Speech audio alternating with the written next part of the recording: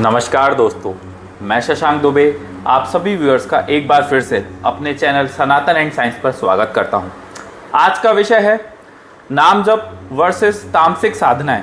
दोनों में क्या अंतर होता है, दोनों में अंत में क्या गति मिलती है और दोनों के क्या प्रोज एंड कॉन्स होते हैं। आइए बात करते हैं अक्षय जी से। तो अक्षय जी, आपका स्वागत है हमारे चैनल पे। आप हमारे दर्शकों को आइडिया दीजिए कि नाम जप क्या होता है, तामसिक साधनाएं क्या होती हैं, दोनों में क्या अंतर होता है और उससे हम अपने जीवन में कैसे फ़ायदा या लाभ उठा सकते हैं। देखिए, नाम जप जो होता है हर किसी का कोई एक इष्ट देव होता है जी, है ना। जैसे कि मेरे प्रभु श्री राम हैं, किसी के कृष्ण हो सकते हैं, किसी के शंकर भगवान हो सकते हैं, हनुमान जी हो सकते हैं, तो वो निर्भर करता है। तो जब हम नाम जप की तरफ पूछते हैं कि नाम जप क्या है जी, तो उसका ये है कि हम हमारे ईश्वर के नाम को जपते हैं एक लगातार माला के द्वारा या मानसिक रूप से, है ना। तो जो पर्टिकुलर नाम होता है उससे एक वाइब्रेशन क्रिएट होता है जो हमारे आसपास के हमारे जो ऑरा होता है, आभा मंडल, उसको वो निर्मित करता है और उसको सशक्त करता है। अच्छा। ये नाम जप का प्रभाव होता है। अच्छा। और समय के साथ ही सिद्ध होता जाता है। इसका ऐसा नहीं है कि आपने 108 माला जपी रोज और हो गया, नहीं।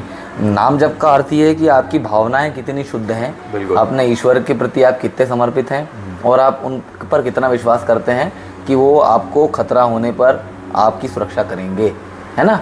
तो ये नाम जप के प्रभाव होते हैं कि आप लगातार नाम जप को, जैसे कि कोई बोल रहे हैं श्री राम श्री राम श्री राम श्री राम, कोई कह रहे हैं जय श्री कृष्णा, है ना। तो इस तरीके से आप नाम जप लगातार करते हैं तो बहुत शक्तिशाली आपका ऑरा हो जाता है। तो उस कारण कोई नेगेटिव फोर्स या जो नकारात्मक शक्ति है वो आपके आभा मंडल को भेद नहीं पाती। तो नाम जप में सिर्फ क्या ऐसे भगवान राम कृष्ण ये सब नाम आते हैं या फिर मंत्र भी इंक्लूडेड रहते हैं? इसमें क्या क्या रहता है? मंत्र भी इंक्लूड होते हैं। जैसे श्री राम जी का है श्री राम रक्षा स्तोत्र, शिरो में राघव पातु भालम दशरथात्मजः कौसल्य पातु भालम दशरथात्मजः, ऐसे कृष्ण जी के हैं, है ना। तो हनुमान जी जो थे वो तो सबसे बड़े भक्त थे, नाम जप के जो सबसे बड़े, अगर कोई नाम भक्त मैं मानता हूँ तो स्वयं श्री हनुमान जी को मानता हूँ। वो बैठ जाते थे और वो राम जाम की माला जपते थे और लगातार राम राम बस जपते थे, कोई मंत्र नहीं था। उनसे ज़्यादा तो किसी ने जपा नहीं होगा, उनसे बड़ा कोई बलशाली हुआ नहीं आज तक, है ना। तो नाम जप की महिमा इतनी ज़्यादा है कि जो नाम, तो बेस्ट एग्जांपल दिया आपने नाम जप का। कोई अगर नाम जप करता है तो कोई भी शक्ति संसार की ऐसी आज तक पैदा नहीं हुई, ना बन पाई है कि उसका कुछ बिगाड़ पाए। चाहे वो कितना ही उसका प्रतिद्वंद्वी मारण मोहन उच्चाटन वशीकरण स्तंभन जो चाहे षटकर्म कर ले, जो अगर वो तामसिक साधना कर ले, पर नाम जप का बाल बागा नहीं हो सकता। बिल्कुल, ये नाम जप की महिमा होती है। और नाम जप की महिमा इसलिए ज़्यादा है क्योंकि कोई भी व्यक्ति अपने किसी भी परिस्थिति में, चाहे वो वैवाहिक जीवन जी रहा है या फिर ब्रह्मचर्य का जीवन जी रहा है या कैसे भी जी रहा है, नाम जप कर सकता है ना। उसकी कोई बंधन नहीं है और ईश्वर साक्षात आपको बचाने के लिए प्रकट हो जाता है ना।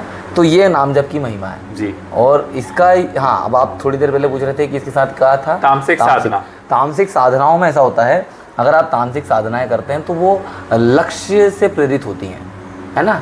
कोई भी हम तामसिक साधना इसलिए करते हैं कि उसमें भक्ति का पुट नहीं होता है। अच्छा। उसमें पुट होता है किसी चीज़ को पा लेने का, कोई टारगेट रहता है कि हमें ये मिल जाए, XYZ चीज़ों की प्राप्ति हो जाए या कोई गोल मीट हो जाए या फिर कुछ भी। हाँ, तो उसमें ऐसा होता है कि आपने मान के चलिए मारण प्रयोग किया या आपने मारण प्रयोग के लिए सिद्धि हासिल करने के लिए कुछ प्रयास, जो कि षटकर्म में से एक है। तो लगातार आपने षटकर्म किया। कुछ लोग भैरव जो होते हैं उनके थ्रू करते हैं मारण का प्रयोग, है ना। बिल्कुल। कुछ प्रेतों को सिद्ध करते हैं, कुछ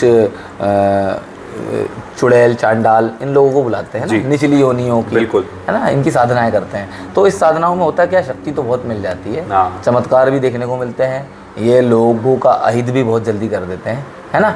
लेकिन अगर कोई नाम जप कर रहा है और उन्होंने अपने प्रयोगों को अगर नाम जप करने वाले साधक के ऊपर किया और वो वाकई में नाम जप करने वाला व्यक्ति, उस पर असर पड़ता है। ऐसा नहीं है कि ये शक्तियाँ उस पर प्रभाव डालेंगी तो कुछ होगा, नहीं होता है। बीमार होता है व्यक्ति, कुछ होता है। मतलब ये मान के चलिए 100 में से 99% समस्याएं पहले ही उसका निराकरण हो जाता है नाम जप के प्रभाव से। 1% होता है। मतलब नाम जप में एक तरीके से विकास ही विकास है। और तामसिक साधनाएं में अगर आप प्रवृत्त होते हैं तो उसमें विकास भी है और विनाश भी है, फायदा भी है, नुकसान भी है।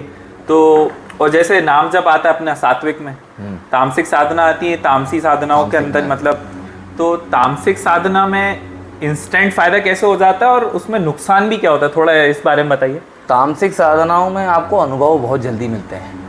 कुछ ऐसी साधनाएं बोलते हैं कि 30 दिन 45 दिन तक लगातार कोई फलाने मंत्र का जाप करना है, उसकी कुछ प्रक्रियाएं होती हैं। अगर आपने निर्धारित प्रक्रियाओं का 100% पालन किया तो उसके प्रभाव आपको देखने को मिल जाते हैं। नाम जप का प्रभाव ऐसा होता है कि आपने बचपन से चालू किया नाम जप, आप अपने युवावस्था तक आ गए, वृद्धावस्था तक आ गए, तब भी हो सकता है कि मानसिक शांति के अलावा आपको और कुछ देखने को ना मिले, है ना। अब जैसे तामसिक साधना है, आपको किसी का अहित करना है या आपको कुछ भौतिक उपलब्धियां हासिल करनी है, तो आपने लक्ष्य भेदी वाण की तरह प्रयोग किया तामसिक साधनाओं का, वो उसको पा लिया। चाहे उसमें आप किसी का अहित करना चाहते हैं या स्वयं का हित देख रहे हैं, वो निर्भर करता है साधक के ऊपर, है ना। अच्छा। तो इसलिए, और वो थोड़ा सा चमत्कारिक होता है, तो इसमें लोगों की रुचि ज़्यादा होती है क्योंकि इसमें चमत्कार होता है। लेकिन आप एक बात समझिए कि चमत्कार जो होता है शरीर से जुड़ा हुआ है ना, इस प्रकृति के इस मतलब जो हमारी इहलोक है, इससे जुड़ा हुआ है चमत्कार। अब आप रहेंगे 100 साल बाद, नहीं रहेंगे, आप तो नहीं रहेंगे, आपके बाद कोई और आ जाएगा, तो आपके चमत्कारों का कुछ बहुत ज़्यादा प्रयोजन है नहीं, उसका कोई लाभ है नहीं। क्या लाभ किया आपने यहीं पे उसको यूटिलाइज कर लिया और फिर खाली निकल लिया। आपने चमत्कार किया, आपने लोगों से वाहवाही लूटी, आपको दुनिया भर से प्रसिद्धि प्राप्त हो गई, बात ख़त्म हो जाती है। उसके बाद आप सोचते हैं कि चलो मुझे धन भी मिल गया, है ना। उसके बाद आपने चमत्कार करने के बाद एक तरीके से स्वयं को भगवान की तरह दिखा दिया, लोगों ने आपको पूज लिया, आप खुश हो गए, लेकिन अंततः आपको मर जाना है। यही सच्चाई है जीवन की।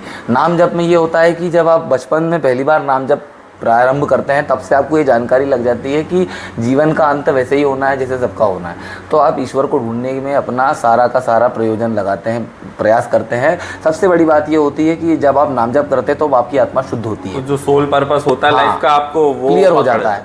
तो अगर जब आपकी आत्मा शुद्ध होगी तो आपको पता होगा कि आपका देखिए, सीधी बात ये होती है कि हर किसी का एक ही अंतिम लक्ष्य होता है, भले ही उसे पता हो या ना हो, वो है परमात्मा में विलीन होना। हम बार बार इस जन्म में, हर जन्म में आते हैं, परिष्कृत होके आते हैं। परिष्कृत होने के कारण यही है कि हमको प्रकृति सीखने भेजती है कि हम किस तरीके से अपनी आत्मा को और शुद्ध कर सकते हैं। आपका लेसन कंप्लीट नहीं हुआ, इसलिए आपकी आत्मा ने दूसरे वस्त्र यानी कि आपका अगला शरीर धारण किया, अलग अलग योनियों में जन्म लेते हैं। और जब वो लेसन कंप्लीट हो जाता है तो फिर आप परमात्मा में, आपकी आत्मा विलीन हो जाती है। लेकिन आप ये षटकर्म करते रहिए, इसमें पड़े रहिए, उलझे रहिए, तो ये माया मरी न मन मरा, मर मर गया शरीर।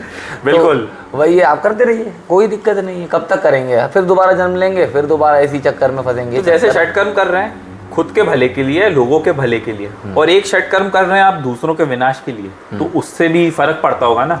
आप दूसरों के लाभ के लिए भी करेंगे। देखिए क्या होता है ना कि मेरे पास मिठाई रखी हुई है ना, और मुझे मीठा पसंद है, मैं खा नहीं रहा हूँ क्योंकि मैंने उसे प्रसाद देने के लिए रखे रखा है। कभी ना कभी मेरा मन डोलेगा, जब सबको खिला दूंगा तो आखिरी मिठाई का टुकड़ा मैं खाऊंगा, पीस में खा ले, तो है ना। तो आप समझ जाइए मैं क्या कहना चाह रहा हूँ। लाभ आप चाहे दूसरों के लिए करना चाहें, होता है कि कुछ बहुत अच्छा हैंडल करना और बहुत धीरज से उसको कंट्रोल करना कठिन होता है, मतलब एक तरीके से। नाम जब में ऐसा होता है कि आपको प्रसाद ही मिला है, क्या आपको मिला परमल, वो आपको पसंद नहीं है, आप तो बांटेंगे ही लोगों को। कहने का मतलब ये है कि आप जिस चीज़ के प्रति आपकी अनिच्छा है, जैसे नाम जप में आपको कोई ऐसी चीज़ मिलती नहीं है जिससे आपका कुछ लगाव हो, आपको एक ही चीज़ मिलती है, वो मिलता है ईश्वर का सामीप्य, है ना। आंतरिक शांति प्राप्त, आंतरिक शांति प्राप्त होती है और आपको ईश्वर का सामीप्य मिलता है, तो आप सोचते हैं कि किस तरह से मैं ईश्वर को पाऊँ, है ना। तो लक्ष्य एकदम साफ हो जाता है। इसलिए हम नाम जप का प्रभाव ज़्यादा मानते हैं, क्योंकि वो आप हनुमान जी जो हैं जैसे, उनको कोई षटकर्म आज तक छुपाया है क्या? एक बार ऐसा हुआ था कि सुदर्शन चक्र ने उनका मार्ग रोका था, उन्होंने सुदर्शन चक्र को चेतावनी दी थी कि मेरे मार्ग से हट जा, वो नहीं माना। जब उन्हें प्रभु के दर्शन करने थे, तो उन्होंने मुंह से दबा लिया, उसको लेके आ गए। बोले तुझे बोला कि किसी सुदर्शन चक्र ने रोका नहीं, प्रभु ने कहा, बोले कि ऐसी कोई शक्ति आज तक पैदा नहीं हुई जो मुझे आपसे मिलने से रोक सके। ये भक्ति मार्ग और नाम जप का एक अनूठा उदाहरण था, है ना। तो मतलब एक तरीके सब में से नाम जप ही है। हाँ, नाम जप उसको आप कितनी कंसिस्टेंसी से कर रहे हो, कितनी फोकस से कर रहे हो, वो इम्पोर्टेंट है। और सबसे बड़ी बात, आपका कितना विश्वास है अपने इष्ट के ऊपर। अगर आपने इष्ट को बुला लिया है और वो आ गया, प्रकट हो गया, तो फिर कोई ऐसी शक्ति नहीं है जो आपको आपका बाली कर पाए। हाँ, नहीं हो सकता, संभव नहीं है। नाम जप से पार पाना बहुत कठिन मामला है, उससे आप जीत नहीं पाएंगे।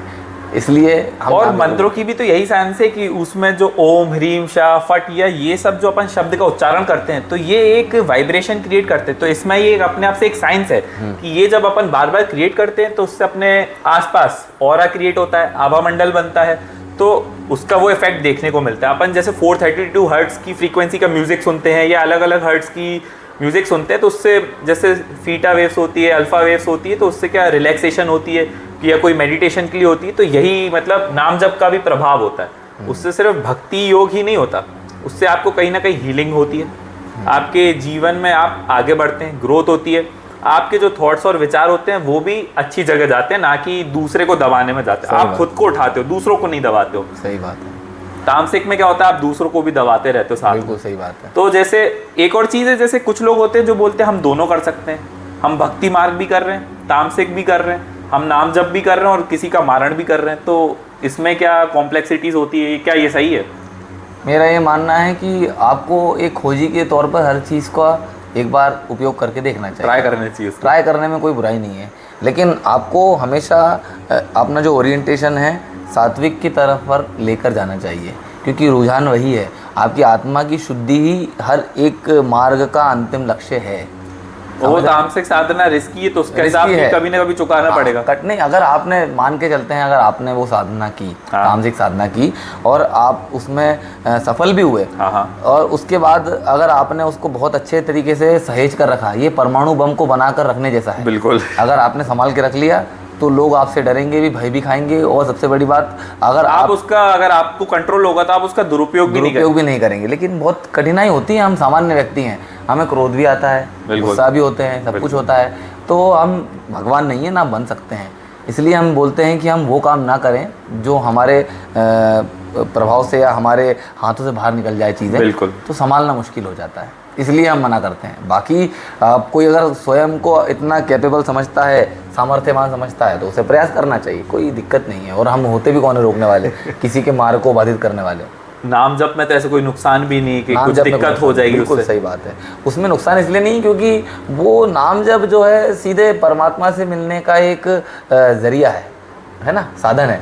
तो उसमें जब आप स्वयं ईश्वर से मिलने जा रहे हैं तो आप गलत कैसे हो सकते हैं?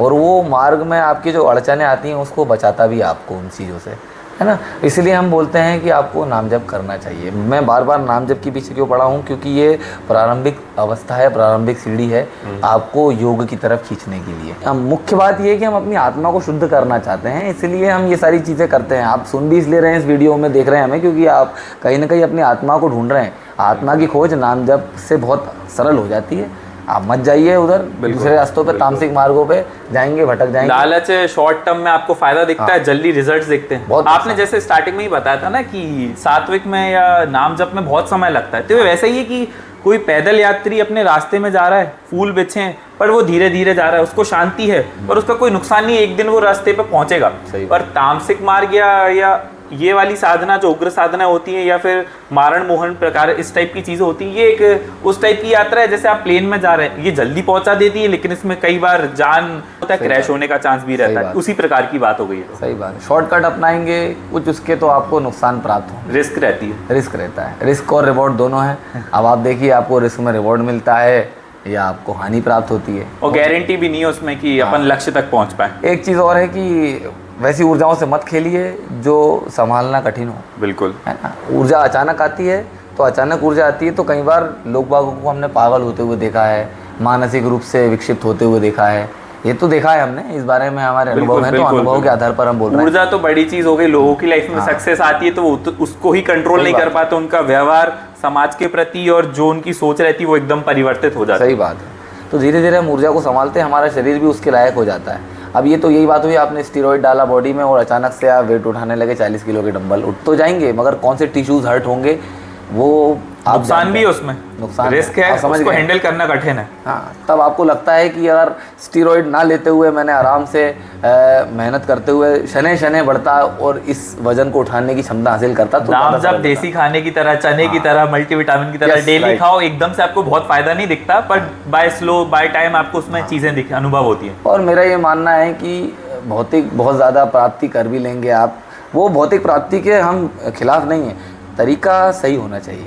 मेरा कहने का मतलब ये है कि अगर आपको भौतिक उपलब्धि हासिल करनी है तो आप सांसारिक प्रयोगों को करिए, ना कि आध्यात्मिक प्रयोगों को। आध्यात्मिक प्रयोग इसलिए होता है कि आप आध्यात्म में आगे बढ़ सकें, ना कि संसार में।